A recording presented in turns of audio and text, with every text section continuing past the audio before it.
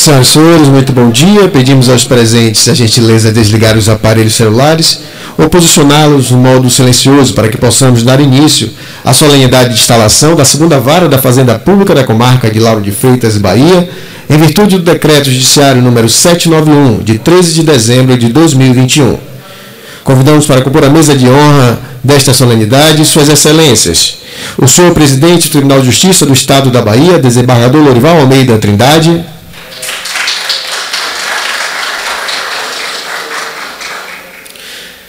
o senhor Juiz de Direito da Primeira Vara da Fazenda Pública da Comarca de Lauro de Freitas, José Araújo, que neste ato representa o senhor Juiz de Direito, diretor do Fórum de Lauro de Freitas, o senhor Presidente da OAB Subseção de Lauro de Freitas, Ângelo Ramos Pereira. Convidamos para compor a mesa. E a senhora Juíza de Direito da Primeira Vara Criminal da Comarca de Lauro de Freitas, Antônia Marina Aparecida de Paula Faleiros.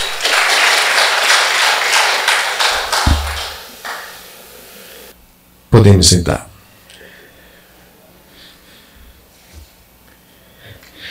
Queremos também registrar e agradecer a presença de Sua Excelência, o senhor procurador de Lauro de Freitas, presente. Na verdade, eles vêm logo mais, o procurador-geral Quívio Dias. Presente a senhora chefe de gabinete da Presidência do Tribunal de Justiça da Bahia, Cleo Nobre Félix, o senhor chefe de gabinete de segurança institucional do Tribunal de Justiça da Bahia, coronel PM Paulo Henrique Rocha Guimarães, o senhor ajudante de ordem da Presidência do Tribunal de Justiça do Estado da Bahia, tenente coronel PM Luiz de Souza, o senhor comandante da 52ª Companhia Independente da Polícia Militar em Lauro de Freitas, major PM Everton José Monteiro Leal, representando o comandante de polícia da região metropolitana, o senhor comandante da 81ª Companhia Independente, Polícia Militar em Lauro de Freitas, Major PM Enaldo Araújo Rodrigues. Também o administrador Nilmário Fernandes de Jesus, presente nesta solenidade. Demais autoridades presentes e representadas. E neste momento, ouviremos as palavras do senhor Juiz de Direito, titular da Primeira Vara da Fazenda Pública, José Araújo, que neste ato representa a diretoria do Fórum da Comarca de Lauro de Freitas.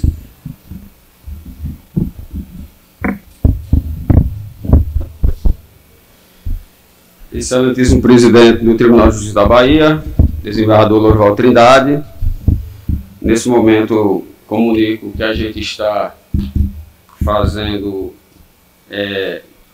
uma campanha, a gente está, na verdade, de encontro ao que está ocorrendo no Supremo Tribunal Federal, em termos de audiência. Hoje acontece a posse do novo ministro do Supremo Tribunal Federal, André Mendonça. Excelentíssimo vice-presidente da Câmara de Vereadores do município de Lauro de Freitas, Rosenaide Carvalho, está presente? Não chegou. Excelentíssimo procurador-geral do município de Lauro de Freitas, Quívio Dias. Também não chegou. Mas através de quem saúde os procuradores municipais Luiz Agli e o Wilson. Estão presentes? Excelentíssimo Presidente da Ordem dos Advogados do Brasil, subseção de Lauro de Freitas, Dr. Ângelo Ramos. Meus cumprimentos a todas as pessoas presentes a essa solenidade, meus cumprimentos aos colaboradores da Primeira Vara da Fazenda Pública da Comarca de Lauro de Freitas, a quem remeto todas as homenagens possíveis, através da chefe secretaria, Marlene de Sena, e da assessora jurídica, Luciana Santos Oliveira, que muito me atura durante todo esse tempo. É uma grande satisfação participar dessa cerimônia de instalação da segunda vara da Fazenda Pública de Lauro de Freitas, que abarca um único município. Lauro de Freitas integra a região metropolitana de Salvador e conta com uma população estimada de 204 mil habitantes, segundo dados do Instituto Brasileiro de Geografia e Estatística. Nos últimos anos, esse município tem recebido grandes investimentos dos setores público e privado, com estabelecimento de shopping center, clínicas, hospital metropolitano, restaurantes, bares, construção acentuada de edifícios e casas, um crescimento constante do setor de prestação de serviços. Tal desenvolvimento, embora traga melhoria em algumas áreas, gerando emprego e renda, traz consigo uma maior litigiosidade, fazendo com que a prestação jurisdicional precisa de maior reforço, através de estrutura humana e material, reclamando do Tribunal de Justiça da Bahia uma maior atenção. O presidente do Tribunal de Justiça da Bahia, desembargador Lourival Trindade, foi muito sensível ao me receber para falar de um requerimento realizado através do sistema SIGA, momento em que levei comigo 3 folhas impressas, dando conta do número de feitos, produtividade da serventia do magistrado e do número de servidores. Fiquei muito satisfeito com a cortesia dada pelo atual gestor do Tribunal de Justiça da Bahia ao pleito da 2ª Vara da Fazenda Pública da comarca de Lauro de Freitas. Após, a gestora deste município, prefeita Maima Gramacho, teve audiência com a presidência do Tribunal de Justiça da Bahia, acompanhada pelos procuradores Quívio Dias e Luiz Aglio, e do presidente da Ordem dos Advogados do Brasil, subseção de Lauro de Freitas, doutor Ângelo Ramos, reforçando o pedido. Esse dia de instalação da 2ª Vara da Fazenda Pública de Lauro de Freitas simboliza um momento importante por diversos motivos. De início, estampará um avanço na prestação jurisdicional, já que a comarca será agraciada de imediato com mais um juiz, um assessor, um diretor de secretaria, um estagiário de pós-graduação e 3 estagiários de direito, dividindo o trabalho gigantesco de enfrentamento de grande litigiosidade na área fazendária neste município, algo em torno de 70 mil ações judiciais.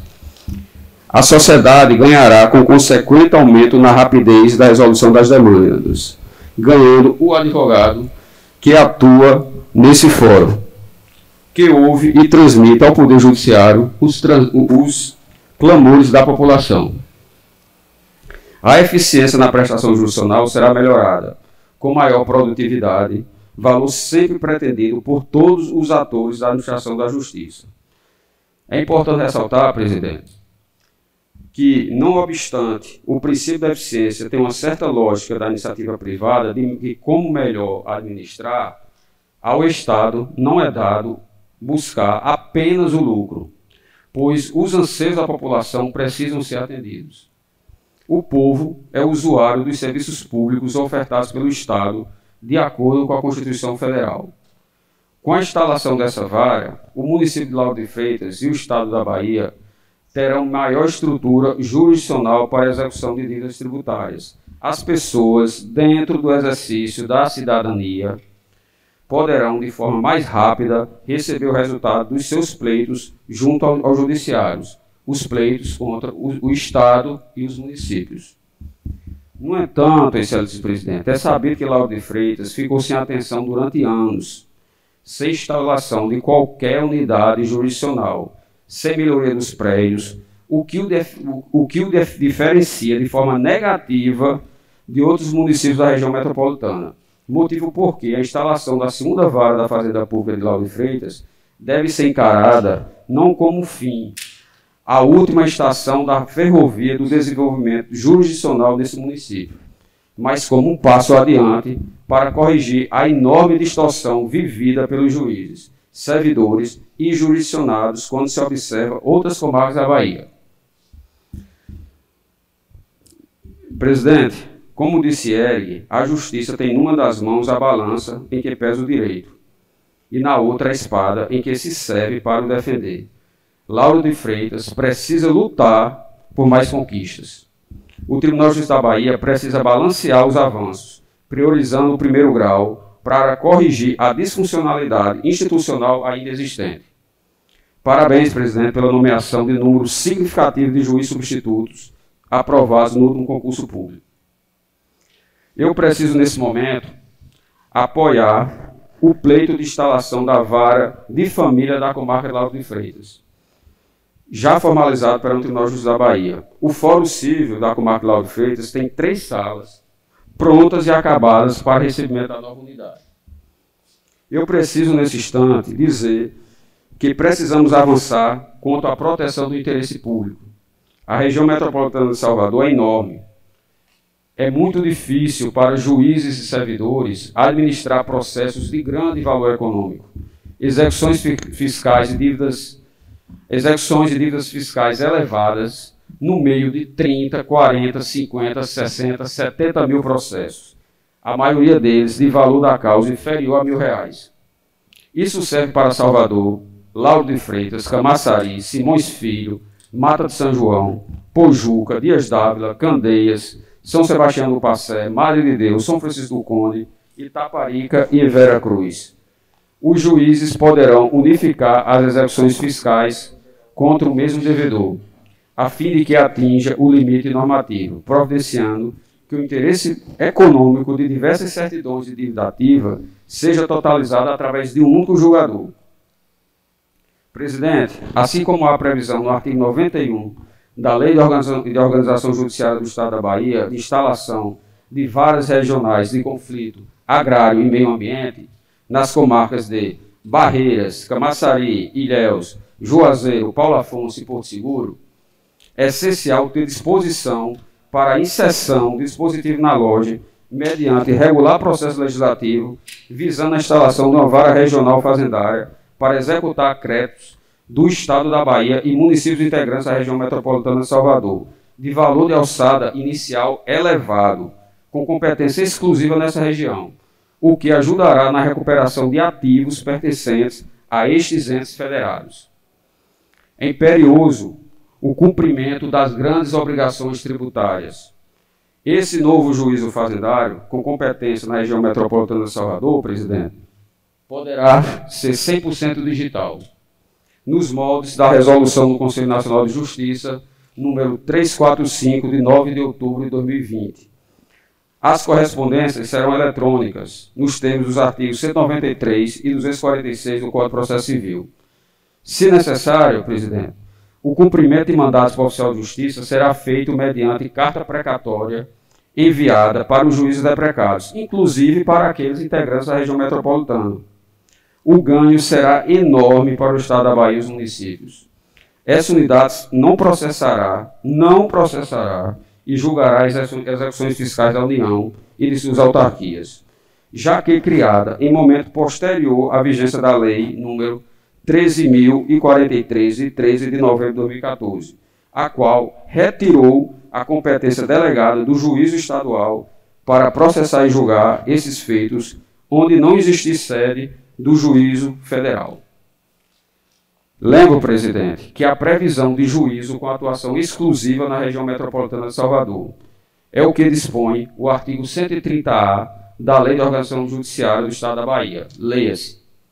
Compete exclusivamente à vara dos feitos relativos a delitos praticados por organização criminosa e lavagem de dinheiro processar e julgar as infrações penais envolvendo atividades de organizações criminosas e os crimes de lavagem de dinheiro, conforme os conceitos estabelecidos em lei, com jurisdição nos municípios de Salvador, Lauro de Freitas, Camaçari, Simões Filho, Mata de São João, Pojuca, Dias Dávila, Candeias, São Sebastião do Passé, Madre de Deus, São Francisco do Conde, Itaparica e Vera Cruz.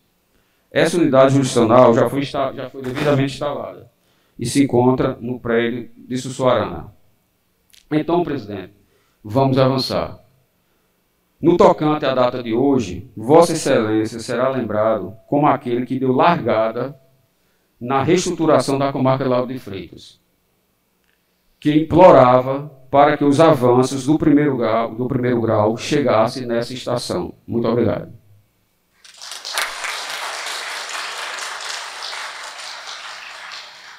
Queremos aí registrar a presença do defensor público Gilmar Silva e o procurador-geral de Lauro de Freitas, Quilvio Dias. Senhoras e senhores, autoridades presentes, ouviremos neste momento Sua Excelência, o senhor presidente do Tribunal de Justiça do Estado da Bahia, desembargador Lourival Almeida Trindade.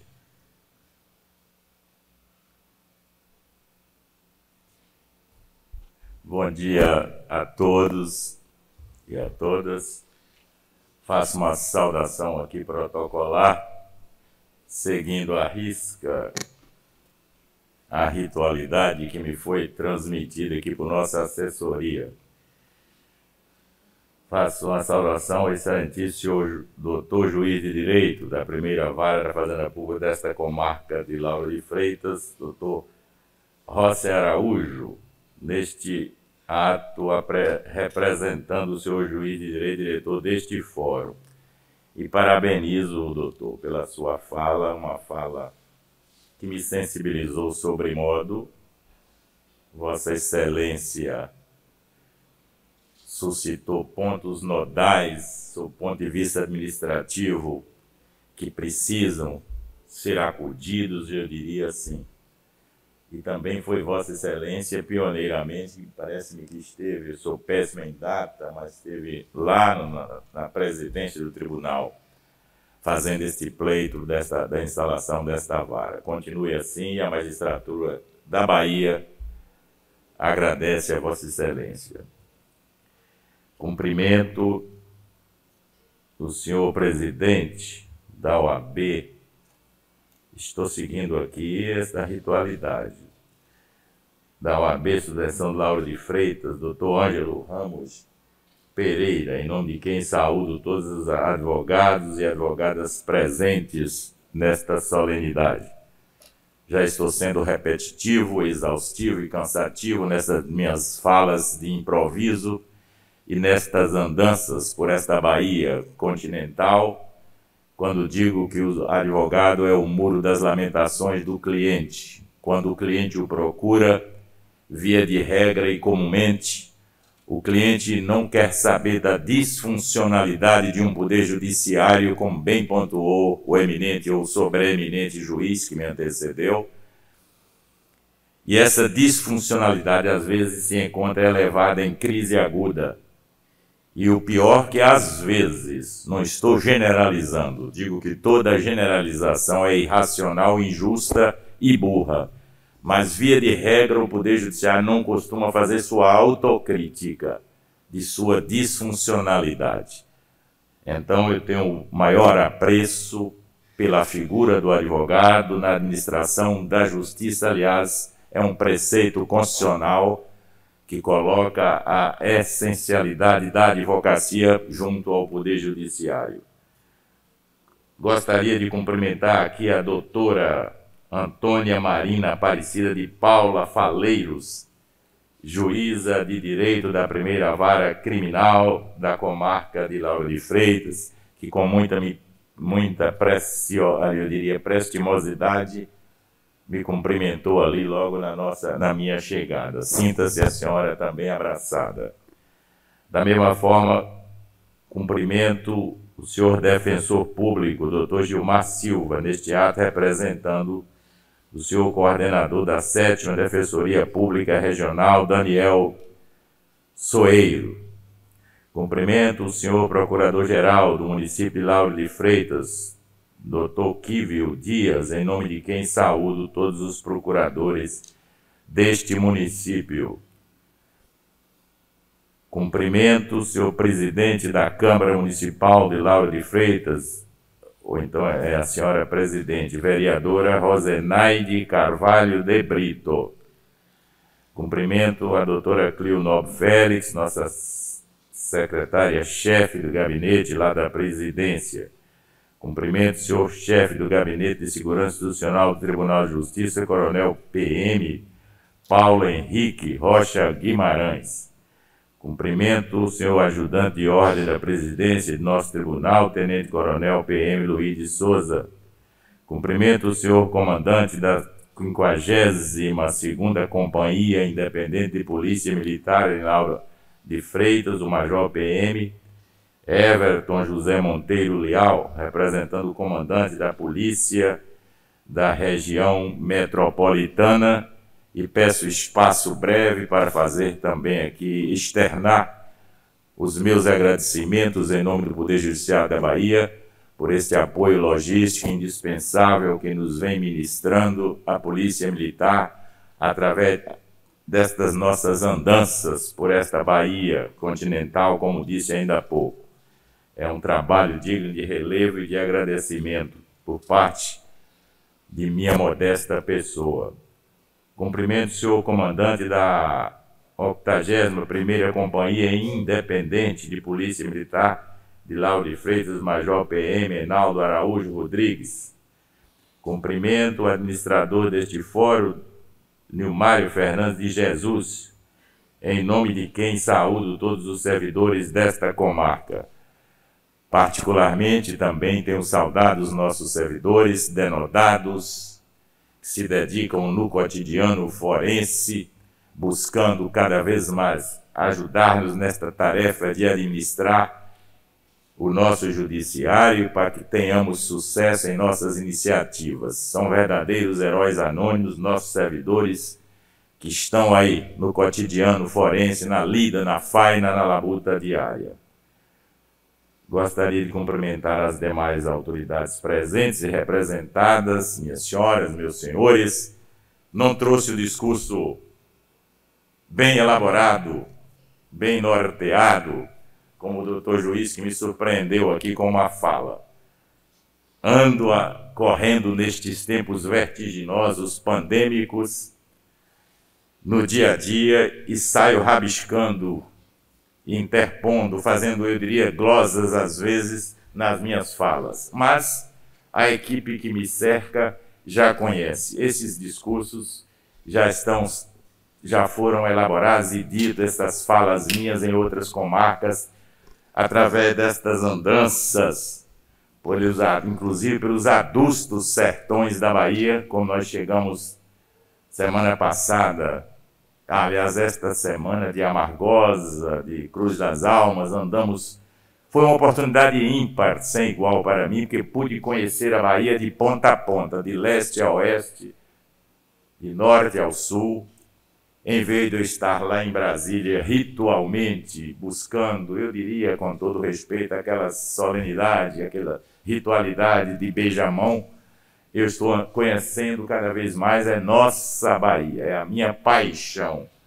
Esta pandemia, nesse aspecto, até me ajudou, que em vez de estar viajando sempre, todo o trabalho está sendo televirtualmente falando, e eu estou aproveitando para andar presencialmente pela Bahia.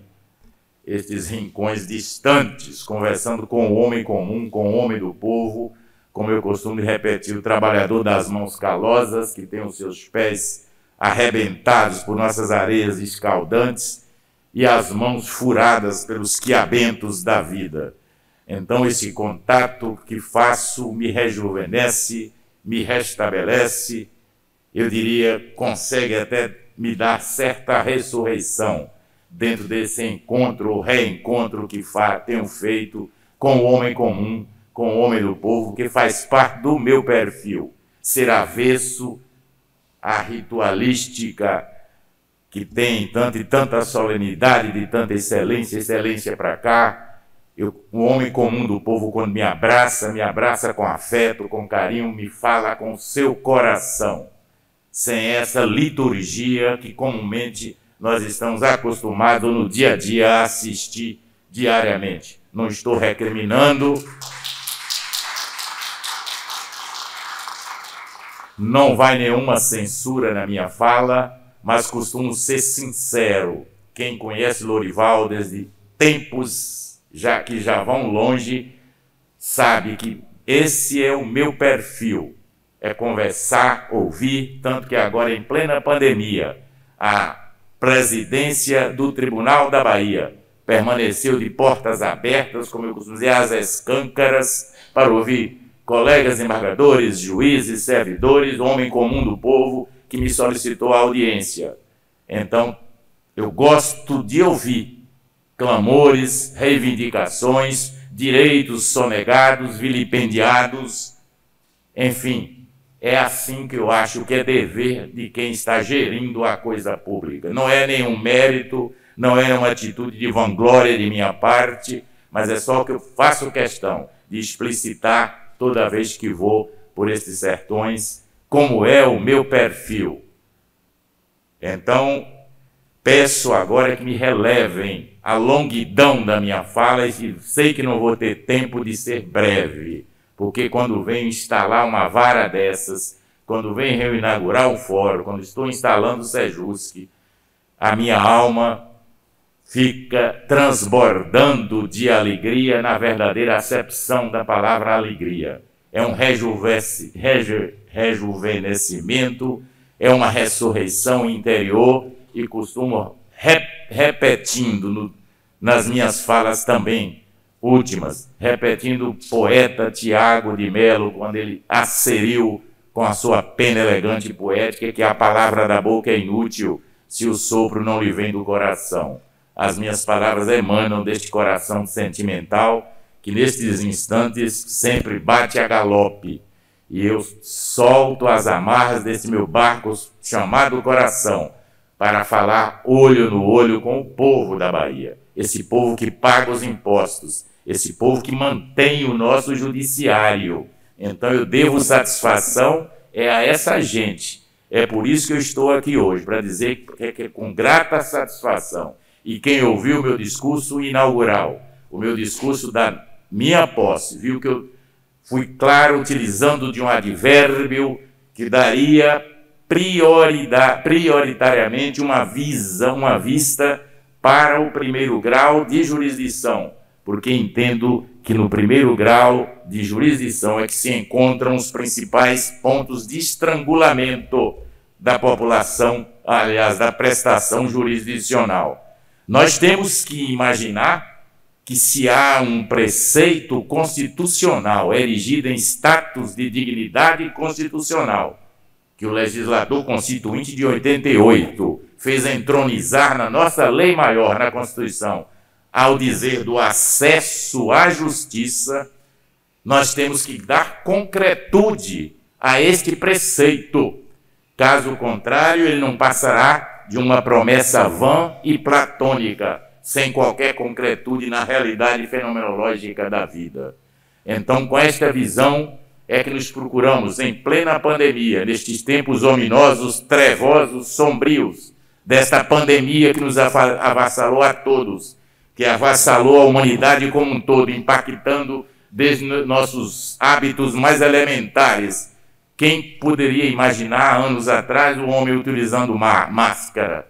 Impactou de tal forma, repito, desde os circos que fecharam as suas portas, a exemplo do Soleil, o maior circo do Canadá e do mundo, demitindo, jogando no olho da rua pessoas, etc., os estádios de futebol vazios, as escolas de nossos filhos sem poder ser frequentadas, até as mega empresas impactadas por esta terrível pandemia, por esse terrível vírus cruel, e praza aos céus que ele haja sido pedagógico para o homem, lembrando-me do que disse um dos maiores sociólogos, Boaventura de Souza Santos. Esperamos todos que este vírus, apesar da sua crueldade, ele tenha trazido para a humanidade este conteúdo pedagógico para a humanidade fazer a sua reinvenção, o homem fazer a sua reinvenção como verdadeiro ser humano. Estou diariamente criticando, até trazendo ao povo, quando vejo na televisão falando um outro normal, aquilo me provoca, eu diria, certo questionamento interior e procuro revidar na medida do possível. Eu sei que a televisão é esta marca eletrônica de sonhos que penetra em nossos lares e vai entronizando valores, criando um imaginário coletivo, e o pior, que é altamente autoritário esse veículo televisivo, porque ele não nos dá direito ao contraditório. Os valores que ela nos repassa diariamente são de formas, eu diria, incontraditáveis, não nos dá o direito de resposta, nem contradizer o que já vem pronto de lá. Então, quando eu vejo na televisão que espera que venha um novo normal, eu falo, pelo amor de Deus, não terá valido a pena tanto sofrimento, não teremos aprendido pedagogicamente com a crueldade desse vírus, porque significa, uma vez passada esta tempestade, passada esta borrasca desse mar revolto que inundou o ser humano de uma forma tal, o homem não terá aprendido a lição. Não vamos, se é o novo normal, nós vamos repetir a mesmidade, a mesmice de um passado que não é tão remoto. Continuaremos a não amar o próximo, a não cultivar a solidariedade humana, a não termos essa afeição necessária, a não olharmos para os desempoderados, essa coisa toda. Continuaremos a cultivar preconceitos anacrônicos e que devem ser relegados à era do Paleolítico. Eu costumo mudar a terminologia que ouço dizer, eu quero, sonho que venha um outro normal. e não um novo normal. Pois bem, em plena pandemia, nós procuramos agora, vou dizer modestamente, ao lado dos nossos companheiros diários, da nossa equipe de governança, fazer o máximo ou o mínimo que podíamos fazer pelo Poder Judiciário da Bahia, sem nenhuma atitude de vanglória, ou mesmo se é de regozijo, mas não é de vanglória, de que eu não tenho esse ego inflamado a ponto de me considerar um ególatra, como eu vejo aí, cheio de vaidades. Me considero modesto e digo que o que fizemos nesses 2 anos em plena pandemia, tudo isso se deve prioritariamente, e aí estou utilizando um advérbio, mais uma vez, à nossa equipe de governo, que lado a lado com Lorival, essa equipe procurou buscar soerguer ética e moral e administrativamente nosso tribunal. Para que se tenha uma ideia, queridas senhoras e senhoritas aqui presentes, e senhores também presentes, quero dizer que há essa necessidade de dar publicidade que eu costumo repetir. As boas práticas republicanas também têm que vir a público. Notadamente para o público que nos mantém, que paga nossos impostos, o público tem que saber o que está acontecendo perante o Poder Judiciário. O homem público tem esse dever. E eu me lembro até Mário Quintana, com aquela ironia que lhe é peculiar, me remetendo até à ironia que escreveu Anatole France, um escritor francês, que ele disse que a ironia que ele aconselhava não era uma ironia cruel, era uma ironia que o ensinava a zombar dos tolos e dos maus. Na ironia de Mário Quintana, ele diz que tenho pena, mais ou menos assim, não estou fazendo citação ipsis verbis, que minha cabeça, minha mente anda carcomida pela idade e pelo tempo de tantas informações. Mas ele disse mais ou menos assim, que ele sente pena do homem público que, à semelhança dos animais de zoológico, tem que fazer tudo à vista de todos. E é mesmo. Quem governa, quem administra a coisa pública, não pode se esconder à semelhança dos caracóis que procuram os lençóis em plena luz do dia. O homem público tem que ser igual o vagalume que em plena noite procura trazer as luzes para que todos vejam o que está acontecendo. Então, quando lhe falam, Lorival é honesto, é probo, eu falei, não, muito obrigado, mas eu dispenso os elogios. É meu dever elementar, mínimo como ser humano e administrador da coisa pública, ser honesto. Isso não é virtude, é dever. Então, para que se tenha uma ideia, já que estas práticas republicanas, que reputo boas e razoáveis, como eu estava dizendo ainda há pouco, sejam trazidas para que o público, para que o jurisdicionado baiano delas tenha conhecimento, a tal ponto que em 5 meses, senhores e senhoras, por favor, em 5 meses de gestão, nós fizemos uma economia de 150 milhões de reais em nossos contratos. Fizemos um vasculho, fizemos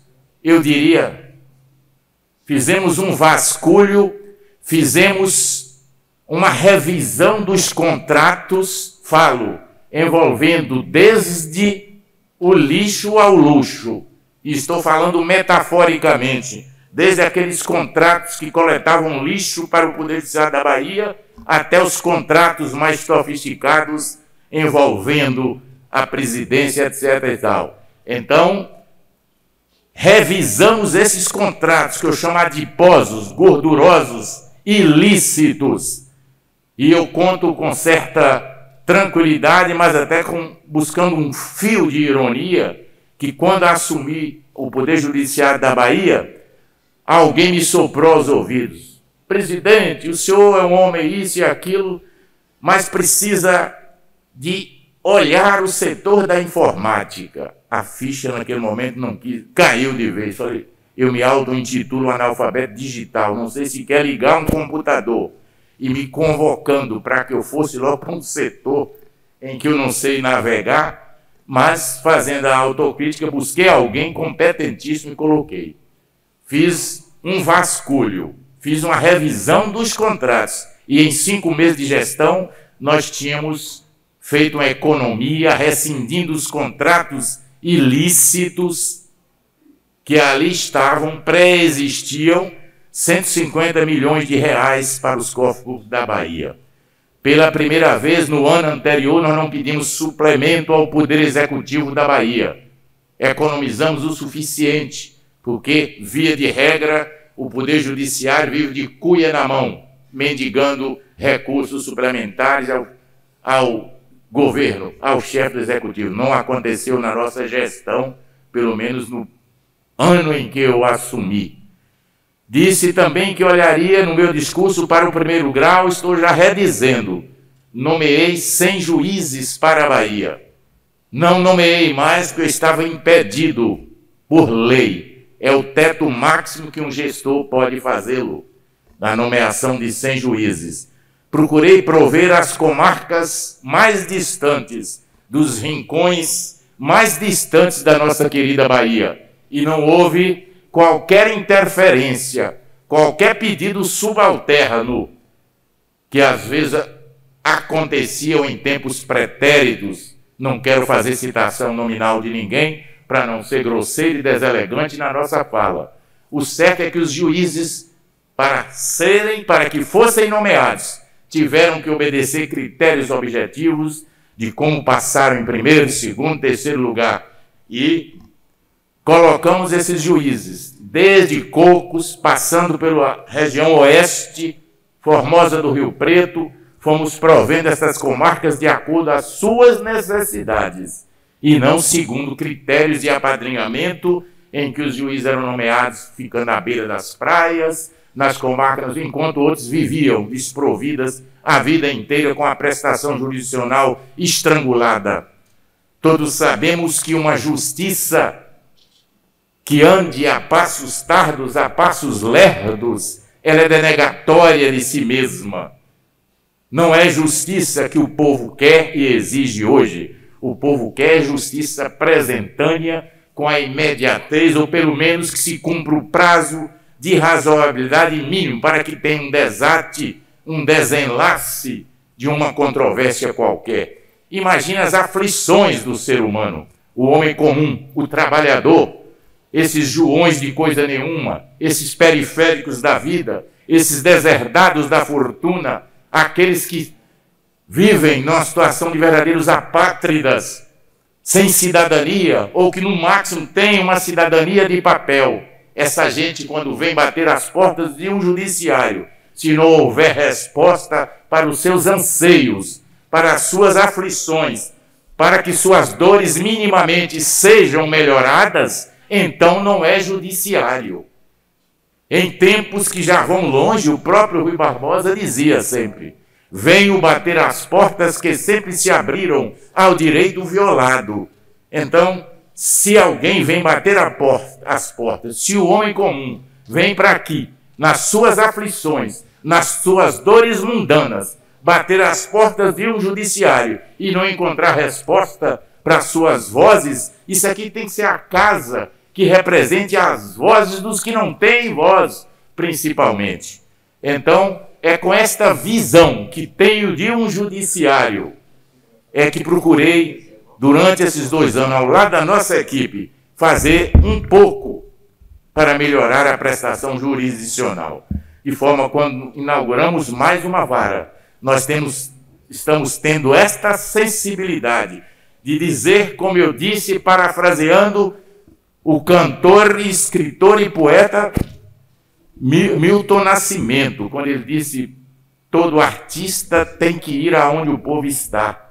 Mutatis mutandis, eu digo, toda justiça tem que ir aonde o povo está, onde o povo estiver. Senão, não é justiça. Senão, eu diria que é um simulacro de justiça. De nada adianta ter esse preceito do acesso à justiça. E eu vou mais além. Tem que ter acesso a uma ordem jurídica justa. Não basta ter acesso à justiça, como está o preceito entronizado e elevado à categoria ou erigido em status de dignidade constitucional, senão fica parecendo, redizendo já, uma promessa vã e platônica, sem ter eficácia no mundo da vida. Então é com esta visão que nós nomeamos os juízes, nomeamos cerca de mais de 300, não me lembro, o doutor Aclívio está aqui, de servidores na nossa gestão. Para se ter uma ideia, já pagamos mais de 1 bilhão e 200 milhões em precatórios em plena pandemia, por entendermos que esse dinheiro serve para irrigar a nossa economia avassalada, devastada e carcomida por este cruel vírus da Covid-19.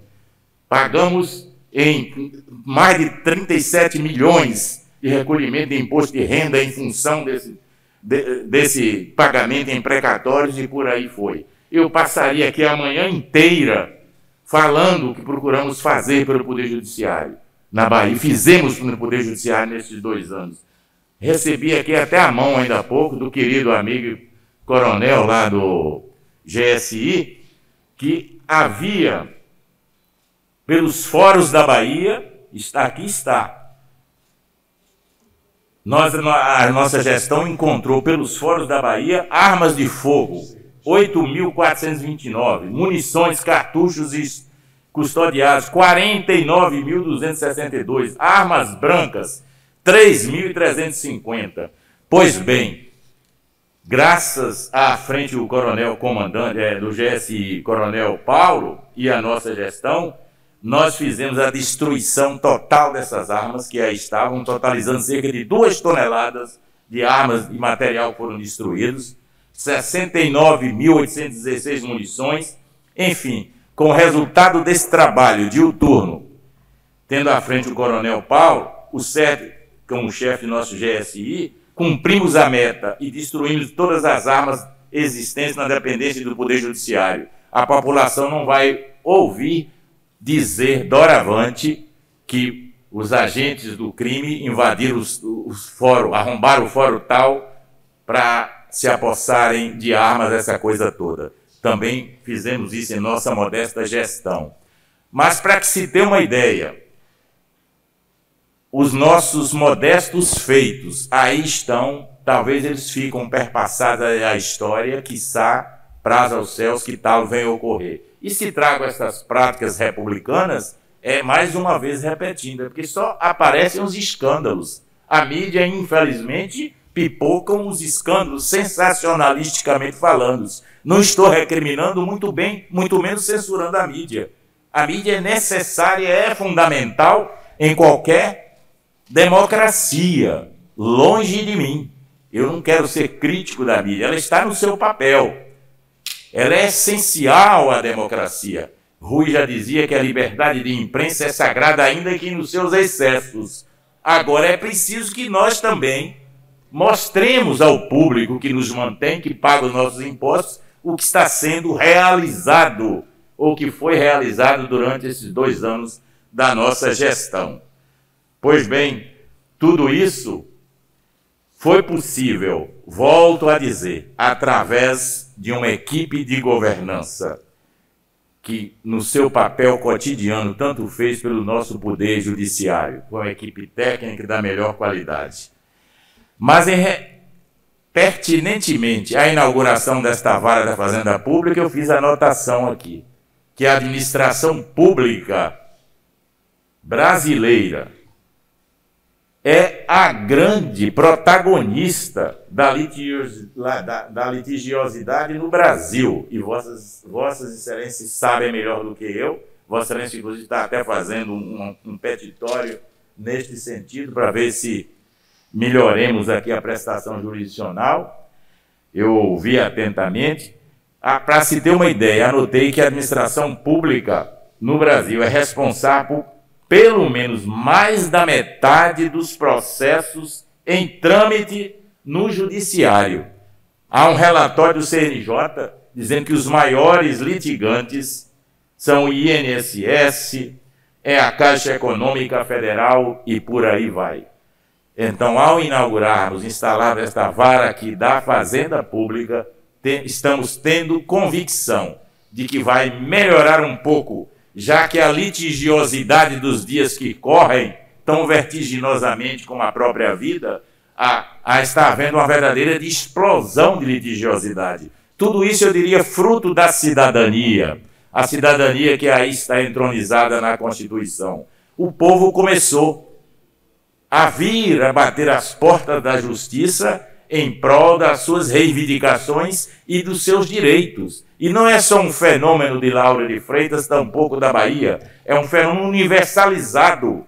Quem lê os operadores do direito, os atores do direito, quem lê aí Antoine Garrapon, que escreveu muitos livros sobre a democratização da justiça, os juízes e a democracia, e tantos volumes que tem o Eduardo lá dele, vai ver que também em França isso acontece. Em qualquer plaga ou em qualquer país do mundo, houve essa enchente de litigiosidade, eu diria, houve uma verdadeira enchente jorrando aos borbotões, que terminaram e terminam desaguando dentro do Poder Judiciário e que precisa essa litigiosidade ser minimamente resolvida.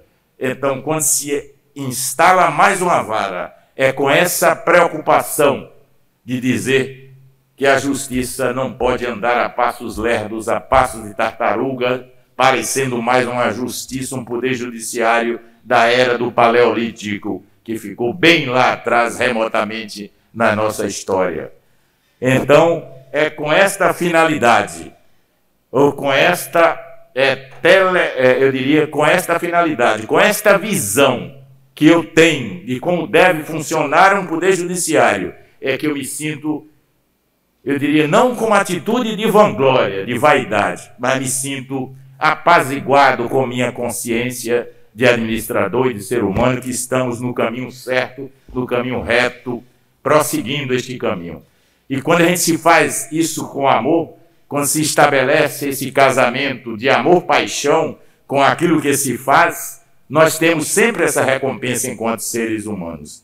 Quando se faz, notadamente, quando se faz algo por vocação, naquela distinção lapidar de Rubem Alves, já que vocação, você recebe aquele chamado interior, proveniente ou adveniente do seu próprio coração, já que vem do latim vocare. Quando você faz algo com vocação, é diferente de quem faz algo por profissão, porque quem faz por profissão só pensa única e exclusivamente na remuneração, no dinheiro. Então, nós fazemos isso por vocação. E ainda há um quadro que eu gostaria de deixar delineado aqui pronto. É que nós precisamos de um judiciário que seja arejado de tal forma, e os juízes têm colaborado na medida do possível. Os juízes também são heróis anônimos, notadamente os juízes de primeiro grau, que se batem, se veem todos os dias com essa pletora desabrida, com essa enchente que jorra aos borbotões de litígio mais litígio chegando. Eu imagino, são verdadeiros heróis anônimos nas suas tarefas. Os juízes têm sido sensíveis de uma forma bastante democrática, porque todas, infelizmente, parece que nós estamos vivendo o que Victor Hugo, um dos maiores escritores românticos na França, escreveu certa feita em tempos de antanho, em Tristeza de Olímpia. Dizia ele que todas as paixões vêm, cada uma por sua vez, bater as portas da justiça. Nos tempos modernos, nos tempos odiernos, essa situação se desencadeou com tal fúria, com tanta quantidade, que é difícil fazer face a tudo isso. Mas há um lado também que eu gostaria de deixar realçado, sobrelevado nesta solenidade, apesar de já estar sendo longo na minha fala, é que eu vejo um judiciário que precisa cada vez democratizar-se. Eu digo que a justiça dos dias atuais, ela não pode ficar acantonada ou enclausurada ou na sua redoma de indiferença e distante do povo. Ela tem que ir aonde o povo estiver, aonde o povo está, para acudir às suas demandas, notadamente aos Joões de coisa nenhuma, as Marias da vida, aqueles periféricos da vida. E como dizem que a arte imita a vida, eu peço espaço para transcrever aqui, que eu anotei à mão nas minhas maluquices literárias ou filosóficas, já que a minha mente, volto a dizer, anda carcomida pelos anos, já estou vivendo esquecido. O certo Eu estou me lembrando aqui o que Galeano, que todos conhecem aqui, os que gostam de literatura, de filosofia, o uruguaio Galeano tem vários livros, né? O livro dos abraços, As Veias Abertas da América Latina, mas eu peguei um texto dele quando ele fala, e aplica-se, eu diria, a contento, de uma forma bastante apropriada ou apropriada para o que eu estou dizendo, para inseri-la aqui nessa nossa fala.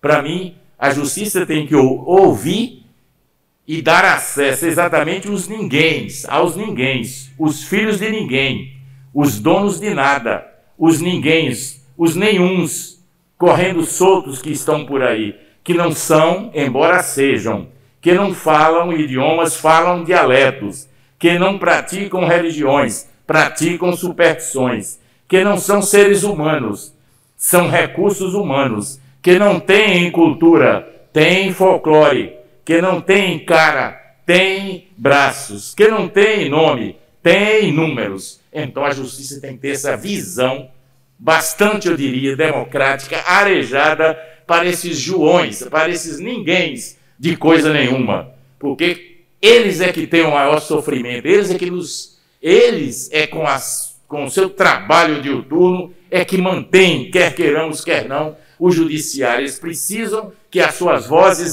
encontrem eco, encontrem ressonância na sensibilidade e no coração do nosso judiciário.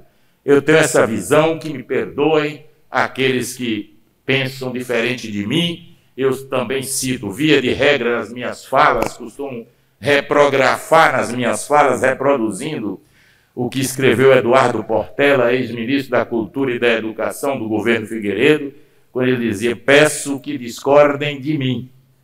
A discordância é provocativa e a concordância é preguiçosa. Aprendi a entender que nós temos que cultivar dentro das nossas mentes esse espírito, ou melhor dizendo, esse espaço de dialeticidade, de ouvir alguém que nos contradiga, que nos ensina também. Nós não podemos ter essa pretensão de cultivar o que eu chamo dom da inerrância, de não errar jamais. Esse dom da inerrância é apanagem exclusivo de Deus. O homem mortal que comete erros ao longo da sua trajetória. Agora tem que aprender e continuar caminhando, seguindo pela vida em fora, apesar dos tropeços, apesar das pedras que encontram pela frente, mas o homem tem que ter esse espírito de otimismo, de combate, de ir sempre adiante, ainda que receba pedras no caminho. Shakespeare dizia certa feita, ou melhor dizendo, não foi Shakespeare, desculpe, foi o poeta português Fernando Pessoa: pedras no caminho, eu recolho todas, um dia eu vou construir um castelo.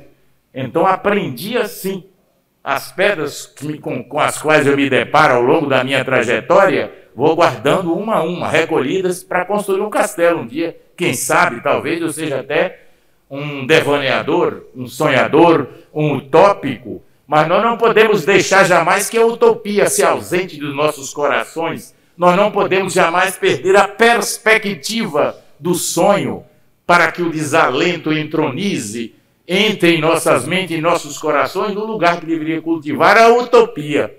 Repito também diariamente, citando Luiz Alberto Vará para os atores jurídicos aqui presentes, e que vale também para o público, um dos maiores filósofos do direito argentino, que morou em Santa Catarina, morou no Rio Grande do Sul e nos ensinou tanto, gosto demais de Vará. Ele dizia que pertenço a uma geração que se recusa a fazer o luto das suas utopias perdidas. A minha geração é assim. A minha geração é aquela tão bem descrita literariamente por Mário Quintana, que tinha uma visão da perspectiva do amanhã, ainda que ele estivesse distante. Mário Quintana dizia: nós olhávamos sem nenhuma pressa, porque o destino daquelas primeiras viagens era sempre o horizonte.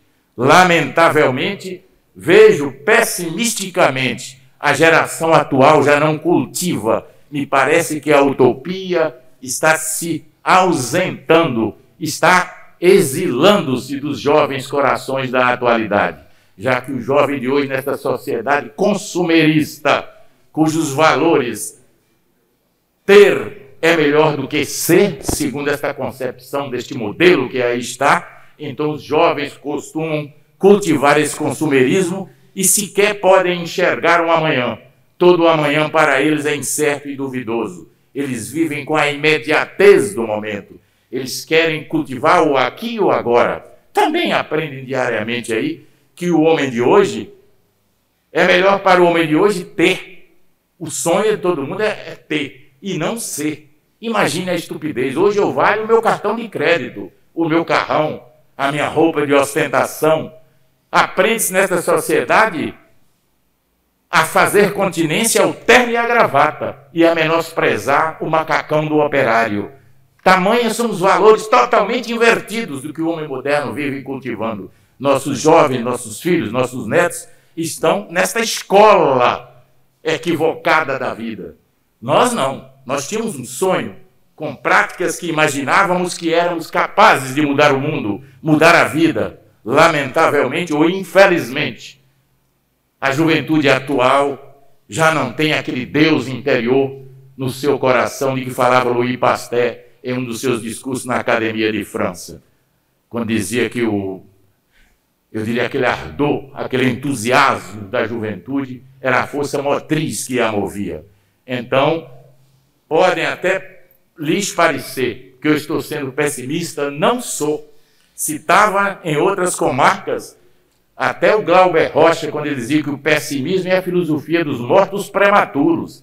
E se estamos vivos, sobreviventes, temos que cultivar o otimismo, custe o que custar. Mas estou apenas fazendo um retrato, uma retrospectiva da fisionomia da nossa sociedade perversa, cruel, tão desigualitária dos dias que correm e que, lamentavelmente, continua aí, que nós precisamos sonhar com um amanhã que não seja tão tenebroso ou trevoso como ele se nos apresenta diante da realidade da nossa vida. Pois bem, senhores juízes, volto a lhes falar aqui agora, já partindo para o final da minha fala. Já falei desta pandemia que avassalou a humanidade, não vou fazer inserções poéticas mais, como costumo fazer, porque a minha fala está longa. Só resta sermos otimistas e que continuemos construindo pontes de amor e de amizade sobre o mundo, já que este mundo é quase alheio a milagres, como dizia o poeta amazonense Tiago de Melo. Por mais que essas pontes desabem, nós precisamos viver construindo-as, na certeza de que não sofrem do tempo as coisas nascidas do coração. Às vezes eu até me indago, me lembrando do que Drummond escreveu pessimisticamente, num dos seus poemas, Os Ombros Suportam o Mundo. Drummond perguntava, ou se auto-perguntava poeticamente, será que estamos vivendo o tempo descrito desta forma? Chega um tempo em que não se diz mais, meu Deus, tempo de absoluta depuração, tempo em que não se diz mais, meu amor, porque o amor resultou inútil, e os olhos não choram, e as mãos tecem apenas o rude trabalho, e o coração está seco. Será verdade? Vamos procurar mudar um pouco essa concepção da pena elegante de Drummond, trazido dessa forma literariamente falando-se tão impecável, mas com a qual eu não concordo. Eu prefiro mais voltar lá ao que escreveu Oscar Wilde, falando sobre o mundo, sobre a utopia, como é importante o sonho para a humanidade. Oscar Wilde, na sua genialidade, grafou certa feita dizendo que um mapa do mundo em que não se inclua a utopia não é digno de receber uma olhada, porque omite justamente um país em que a humanidade está sempre desembarcando. E quando a humanidade desembarca, vê mais longe um país melhor para o qual se dirige. Enfim, o progresso é a realização das utopias. É assim que eu penso. O próprio Teilhard de Chardin, um dos maiores escritores e filósofos cristãos, da Igreja Católica, falando do futuro, que nós temos que crer nesse futuro, e ele grafa de uma forma incontraditável e irrespondível: o futuro é como as águas sobre as quais se aventurou o apóstolo, carrega-nos na proporção de nossa fé. Nós temos que cultivar esta fé no futuro para que nós vençamos todas essas dificuldades, todos esses tropeços, tudo isso, sem cultivar vaidade, porque na verdade o ser humano é aquela partícula mínima do universo que o vento da vida pega dali e joga acolá. Quem se considerar em ar de superioridade, de um autocrata, de um demiurgo, de um semideus, está vivendo uma forma humana de ser que já não tem mais espaço no mundo de hoje. Nós temos que ter a humildade, cultivar a humildade na nossa maneira de ser, em nossos corações.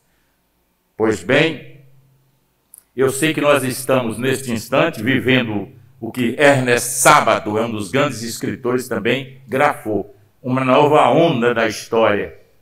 Talvez isso esteja acontecendo, como ele diz, de modo silencioso e subterrâneo, como os brotos que pulsam sob a terra no inverno. São tempos sombrios que nos ajudam e que nos ajudaram, esses tempos sombrios que nós vivenciamos com esta terrível pandemia, que nos ajudam aqueles que souberam andar à noite. É preciso aprender, nesses tempos sombrios, a andar à noite, segundo a imagem literária do grande escritor Ernest Sábato, argentino. Para essas pessoas é que nos mostram os obstáculos, não interrompem a história e nos lembram de que o homem só cabe na sua utopia. Talvez me chamem de um tolo por ser otimista, ou pessimista, segundo o que escreveu Ariano Suassuna. Ele diz que o otimista é um tolo, o pessimista é um chato. Ele diz: eu sou realista e esperançoso, mas eu discordo um pouco de Suassuna na sua genialidade. Eu sou otimista nato, convicto e continuo, ainda que esteja errado e que saia por aí equivocadamente por outros caminhos que não são os verdadeiros. Procuro ter um caso de amor com a vida, como dizia outro grande filósofo e escritor, Robert Frost. Então é assim que eu penso, é assim que me considero e que me conduzo. Eu diria então às senhoras e os senhores que me toleraram nessas falas, um tanto talvez desajustadas, peço as nossas desculpas modestas e vou deixar aqui uma mensagem de otimismo. Os operadores do direito, principalmente, né, que certamente estas mensagens ficam mais a calhar. Eu citava aqui numa mensagem que eu mandei para alguém,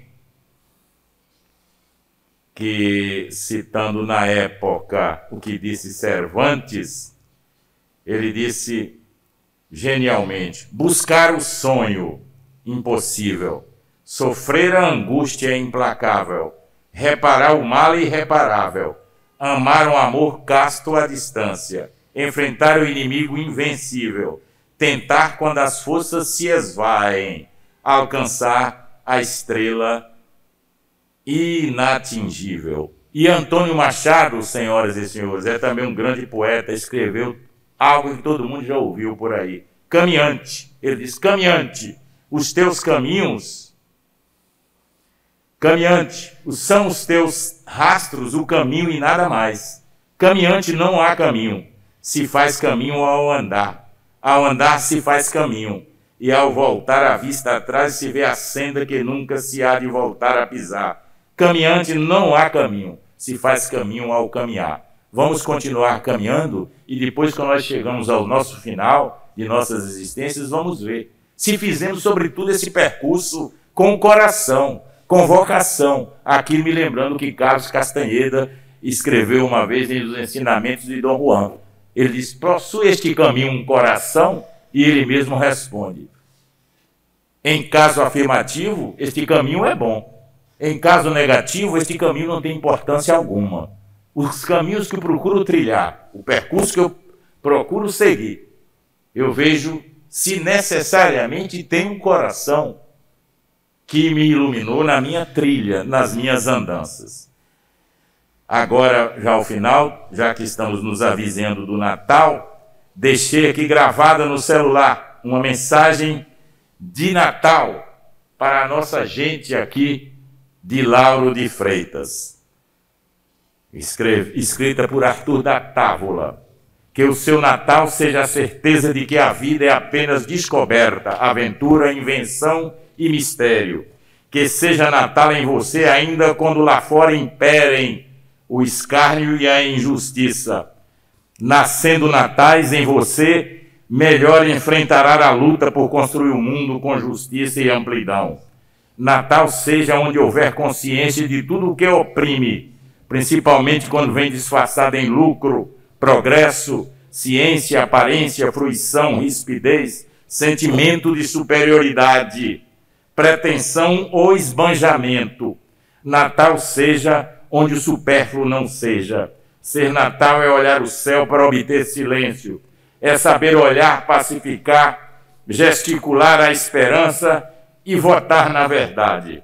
Ser Natal é acender as próprias luzes sem brilho e ouvir o silêncio, a voz do mistério a proclamar a verdade numa linguagem oculta com a qual se consiga alcançar, sem saber e perceber sem conhecer.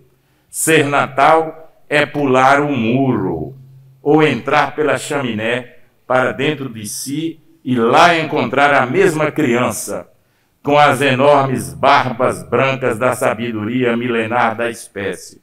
Ser Natal é descobrir que Natal é ser. Por evidente, o texto não está completo, que é muito longo, e eu estou poupando a tolerância religiosa dos que me estão ouvindo e escutando. E, ultimando as minhas palavras, restam evocar mais uma vez o poeta maior Carlos Drummond de Andrade, já que nós estamos nos avizinhando de um outro ano, quando ele dizia que o último dia do ano não é o último dia do tempo, outros dias virão. Praz aos céus que venham novos dias de maior solidariedade, maior amor, maior respeito ao próximo e que nós minoremos as desigualdades existentes em nossa sociedade e que sejamos cada vez mais fraternos. Neste instante, declaro instalada a segunda vara da Fazenda Pública da comarca de Lauro de Freitas.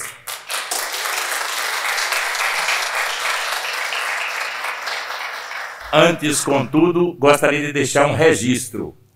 Nós também, me lembrado aqui pela minha assessoria da Ascom ali, nós também inauguramos o Poder Judiciário da Bahia. Não foi ninguém de executivo ou legislativo. Nós trouxemos o BRB, o Banco Rural de Brasília. Instalamos aqui na Bahia. Tivemos a grata satisfação de, depois de muitas contendas, de muitas controvérsias, de posições contrárias, a OAB se colocou contrariamente. Na verdade, a OAB estava no seu papel, tem filhas advogadas, como eu disse, não diz respeito à OAB, mas estava equivocada, porque o Banco do Brasil tomava conta dos nossos recursos do tribunal e não nos dava lucro nenhum. Ficava lá com o nosso dinheiro. Um absurdo. Quando lá cheguei, o que fiz? Lembrei-me da escritora Nélida Pinhon, essa admirável mulher que ocupou a presidência da Academia Brasileira de Letras, quando ela dizia que os bancos, nos dias que correm, são as verdadeiras ágoras, as praças da Grécia Antiga para a qual acorriam os cidadãos gregos. Nos tempos modernos, os bancos são verdadeiras, eu diria assim, catedrais do sistema capitalista, diante das quais nós estamos genuflexos, ajoelhados, sem poder fazer nada. Os bancos dominam a economia do mundo. O Banco do Brasil, apesar de ser um banco de cunho social, esse aspecto ficava com o dinheiro do tribunal na conta e não devolvia nada para nós em matéria de contraprestação. Chamei a nossa equipe toda, notadamente do setor financeiro, falei, essa coisa está errada. Esse é dinheiro do povo. Se fosse o dinheiro do Lorival, eu poderia até optar, fica aí. Mas é dinheiro do povo da Bahia, que paga os nossos impostos. Então, vamos romper. Chamei lá, superintendente de banco, esperneou, falei, vamos romper com o contrato. Ou então, o Banco do Brasil vai ter que trazer contraprestação para o jurisdicionado. Aí viram, fiz uma concorrência, uma licitação, não puderam, o Bradesco não tinha condições, apetrechos, condições tecnológicas e tal, de competir com o Banco do Brasil, ou com o Banco de Brasília. O Banco do Brasil também, enfim, viu que não tinha condições de competir. E aí nós celebramos. E virão 49 agências para o interior da Bahia, gerando empregos, gerando rendas para o povo baiano, trazido por nossas modestas mãos nesta gestão em plena pandemia. Tanto que a OAB, depois que viu que nós estávamos certos, felizmente fez a autocrítica e retirou do CNJ a reclamação que estava lá contra nós. Inauguramos há uns 3 ou 4 dias, ou na semana passada, e outras agências já estarão aí para ser instaladas com um serviço de alta eficiência para o jurisdicionado e para o povo da Bahia de uma maneira geral. E caso descumprir as regras contratuais que elaboramos neste contrato, o contrato será rescindido. A coisa pública é do povo, é res pública ou publica, num latinório de antigamente. É coisa do povo, não é coisa minha, nem de ninguém. Tem que ser vigiada a todo instante, a todo momento. Então, declaro, mais uma vez, instalada a segunda vara da Fazenda Pública da comarca de Lauro de Freitas, e considerem-se todos aí abraçados fraternalmente. Tenho dito, e me desculpem por falar tão longo assim. Senhoras e senhores, neste instante, a senhora Marlene Rodrigues de Sena Quion, diretora da Secretaria da Primeira Vara da Fazenda Pública desta comarca, fará a leitura da ata de instalação.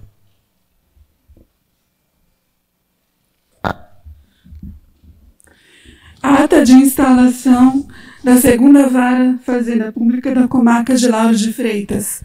Aos 16 dias do mês de dezembro do ano de 2021, às 10 horas, reunidos em solenidade de instalação da segunda vara da Fazenda Pública da comarca de Lauro de Freitas, em virtude do decreto judiciário número 791, de 13 de dezembro de 2021, publicada no Diário da Justiça Eletrônico, número 2999, onde se faziam presentes o presidente do Poder Judiciário do Estado da Bahia, desembargador Lorival Almeida Trindade, o juiz titular da primeira vara da Fazenda Pública desta comarca, José Michelangelo Silva Araújo, neste ato representando o juiz diretor do Fórum, a juíza de direito titular da primeira vara crime, Antônia Marina Aparecida de Paula Faleiros, a prefeita do município de Lauro de Freitas, Moema Isabel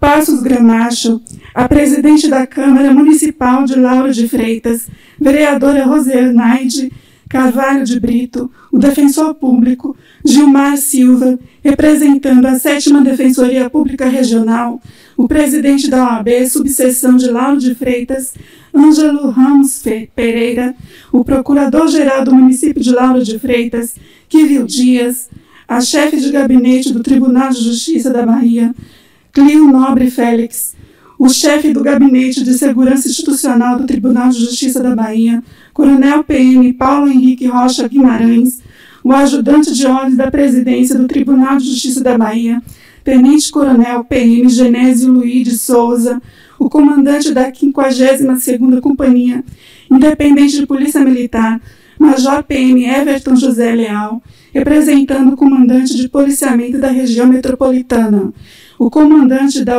81ª Companhia Independente da Polícia Militar, Major PM Arnaldo Araújo Rodrigues, demais autoridades presentes ou representadas.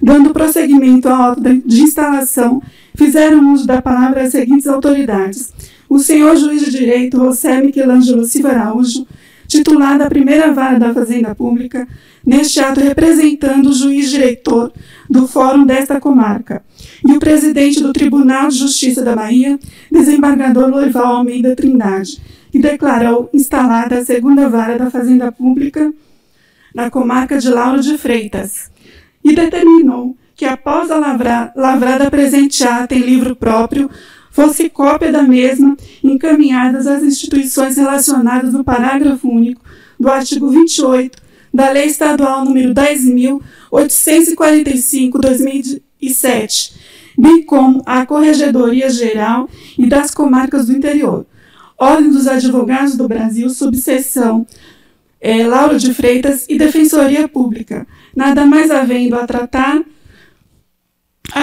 o presidente do Poder Judiciário do Estado da Bahia, desembargador Lorival Almeida Trindade, agradeceu a presença de todos e deu por encerrada a solenidade. E para constar, eu, Marlene Rodrigues de Sena Quionquio, diretor de secretaria da primeira vara da Fazenda Pública desta comarca, lavrei a presente ata que, depois de lida e achada conforme, será assinada posteriormente pelos presentes. Lauro de Freitas, 16 de dezembro de 2021. Convidamos a proceder a assinatura na ata, Sua Excelência, o senhor presidente do Tribunal de Justiça do Estado da Bahia, desembargador Lorival Almeida Trindade.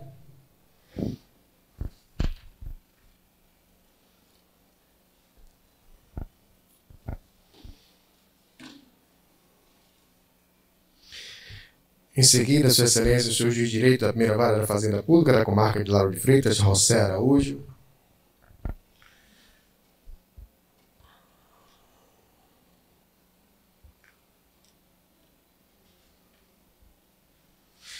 Assina também a senhora juíza de direito da primeira vara criminal da comarca de Lauro de Freitas, Antônia Marina Aparecida de Paula Faleiros.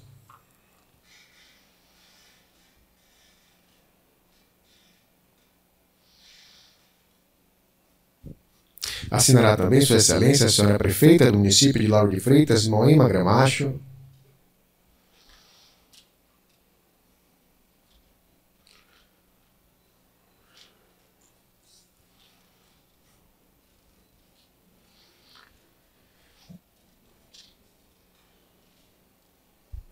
E Sua Excelência, o senhor presidente da OAB Subseção de Lauro de Freitas, Ângelo Ramos Pereira. Informamos que, após desfeito a mesa de honra, as demais autoridades, os presentes, poderão assinar a ata que estará nas mãos do cerimonialista.